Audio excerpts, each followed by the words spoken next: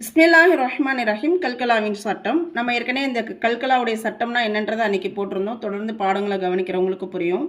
இப்போ அதை எப்படி நம்ம ஓதுறதுன்றதை பார்த்துடலாம். கல்கலாவுடைய எழுத்துக்களை நாம் அசைச்சு ஓதணும். அரபி மொத்தம் 29 எழுத்துக்களில் இந்த 5 எழுத்துக்கள் சுக்குன் வந்தால் மட்டும் அதை அசைக்கணும்.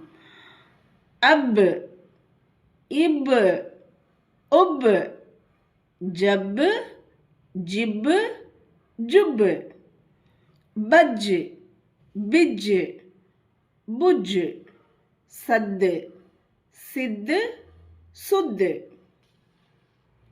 இப்போ கல்கலாவுடைய துவா கத்து, கித்து, குத்து, ஜக்கு, ஜக்கு, ஜுக்கு. இந்த காஃப், இந்த புள்ளி வைத்த காஃப் வந்து நாவினுடைய வேர் பகுதியிலேருந்து வரும்.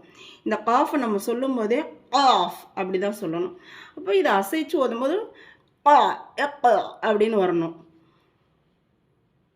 இப்போ பாருங்க, இந்த ஹா இருக்கு பாருங்க, இது வந்து கல்கலாவுடைய எழுத்தா பார்ப்போம். இங்கே பார்ப்போமா? கல்கலாவுடைய எழுத்து இல்லை. அப்போ ஹாவை நாம் அசைக்கக்கூடாது. இப்போ பா கல்கலாவுடைய எழுத்து.